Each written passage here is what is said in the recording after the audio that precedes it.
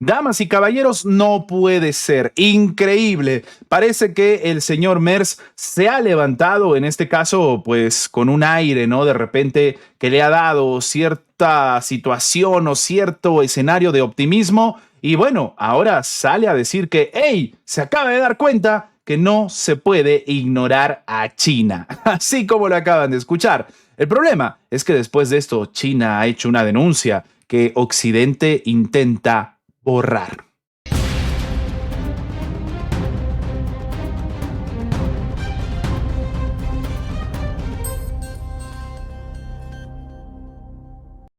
Sí, efectivamente, el canciller alemán Friedrich Merz, el mismo que han visto en pantalla en este momento, ha salido hacia Pekín. Sí, ya está viajando a Pekín. Está listo junto a directivos de varias compañías alemanas. Esto no es una novedad, ya lo había hecho Keir Starmer, el mismo Keir Starmer que decía que no se podía trabajar con China, que eran todos unos espías, que era terrible, que trabajar con China era estar del lado equivocado de la historia y después lo veías básicamente en Pekín con traje tradicional chino tomándose fotos, ¿no? En zonas turísticas. Bueno, igualito, lo mismo pero con el gobierno alemán. Y sí, pues lo han terminado demostrando los propios funcionarios. Friedrich Merz ha tenido que salir a decir que China es un factor geopolítico decisivo, al punto de que los grandes problemas de la política mundial no pueden resolverse hoy en día sin ese país. Estas declaraciones son un dolor de cabeza directo, un golpe bajo al gobierno de Donald Trump, que intenta siempre decir que no, que solamente Estados Unidos es el mejor país del mundo mundial, increíble, que solo con ellos se puede salir adelante. Bueno, las declaraciones del gobierno alemán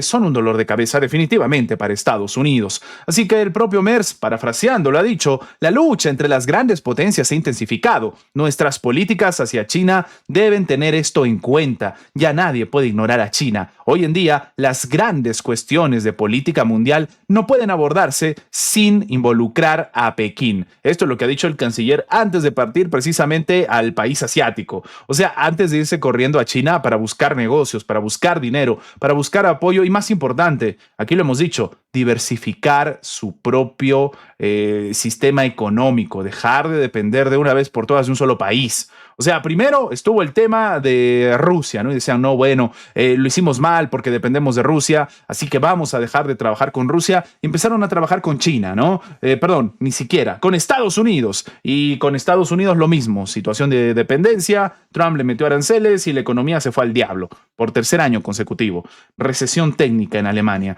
Así que con esta situación en mente vamos a ver si dándole el peso que supuestamente Merz está intentando vender que le están dando a los chinos, oye, ¿tienen algún tipo de resultado diferente? Ya les voy diciendo algo sumamente importante por si acaso, ¿eh? El gobierno alemán ha hecho estas declaraciones diciendo que no se puede ignorar a China, pero como dijimos al inicio, el problema es las denuncias o las situaciones que ha empezado a comentar el gobierno chino.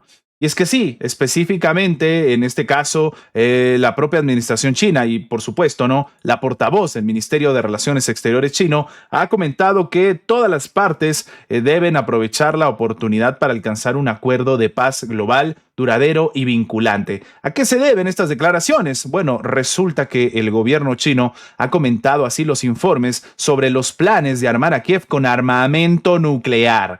Así que justo sale Merz a decir, no, sí hay que hacerle caso a China. Y China habla de la denuncia del sistema de inteligencia, el servicio de inteligencia exterior de Rusia. Así que evidentemente China con esto no ha perdido el tiempo. Y bueno, esto lo ha comentado, como hemos dicho el día de hoy, la propia funcionaria, ¿no? Diciendo que las obligaciones internacionales en materia de no proliferación nuclear deben cumplirse estrictamente.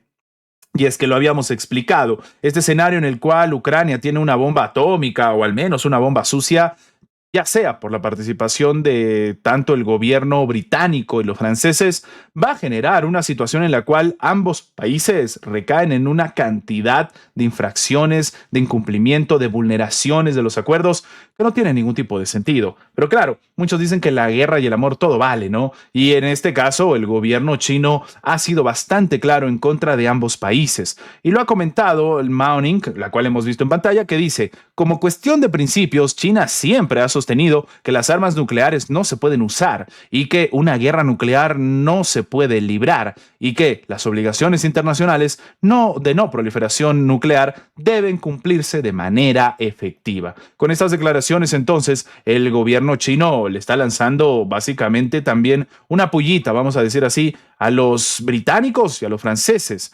dando sobre todo peso a la diferente estrategia, estructura y comunicado del servicio de inteligencia ruso.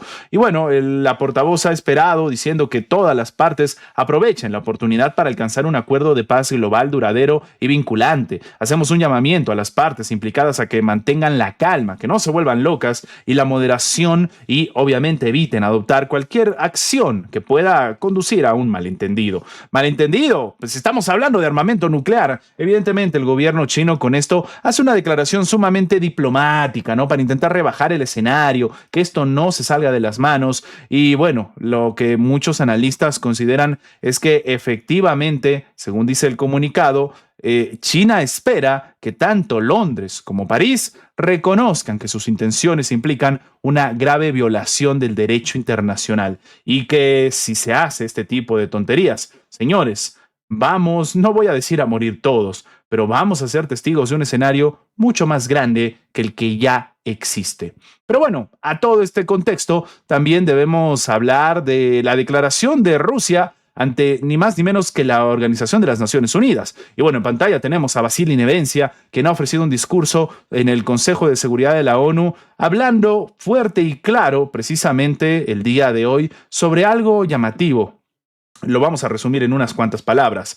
Escuchen, Zelensky no, repito, Zelensky no necesita la paz. Efectivamente, esto es lo que ha comentado el propio gobierno ruso, como lo hemos dicho, frente a la ONU, y diciendo que, bueno, pues Europa está dispuesta a otorgarle garantías de seguridad a Ucrania siempre que el régimen de Kiev mantenga su animosidad hacia Rusia. O sea, para que siempre Ucrania mantenga su rivalidad, su hambre, su conflicto o eventualmente una guerra a posteriori. Esto es lo que está siendo comentado por el gobierno ruso, como hemos dicho, frente a la ONU. Parafraseando, Vasily Nevencia le ha comentado: Europa evidentemente está dispuesta a ofrecer garantías de seguridad a Ucrania solamente mientras el régimen de Kiev sea enemigo de Rusia y continúe la guerra. El líder del régimen de Kiev, Volodymyr Zelensky, no necesita la paz. Para él, la guerra es una cuestión de supervivencia política y, sencillamente, en este caso, no necesita la paz. Solamente es de supervivencia.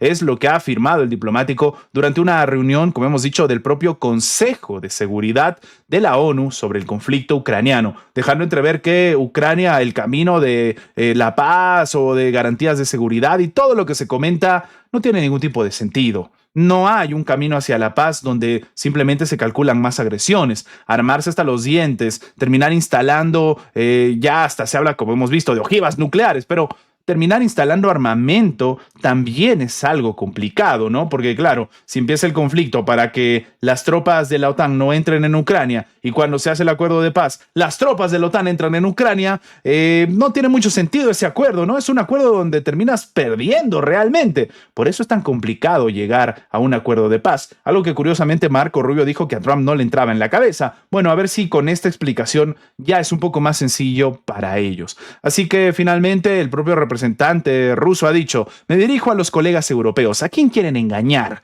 En contra de los hechos y del sentido común, llevan años convirtiendo a Zelensky en un héroe, resaltando unas aspiraciones pacíficas que nunca ha tenido. Rusia entiende que Zelensky no quiere la paz, ni siquiera la necesita. A Europa tampoco le interesa el futuro del pueblo ucraniano. Así que con estas palabras sumamente fuertes, masivas, contundentes, pero sobre todo realistas, entendemos las declaraciones, la postura de Rusia sobre todo en este escenario tan complicado. Y sí, pues ahí donde lo ven, Vasily Nevencia ha sido bastante claro frente a la ONU el día de hoy, y para algunos esta demostración es algo mucho más grande, es mandarle el mensaje directamente a Estados Unidos para decirle que por si acaso ellos, el gobierno ruso, estaba dispuesto a empezar pues a negociar, a firmar un acuerdo y todo esto que hemos visto, pero sencillamente no ha sucedido. Y no ha sucedido no porque Rusia no quiera, sino porque los europeos han demostrado que efectivamente van en contra de cualquier tipo de acuerdo.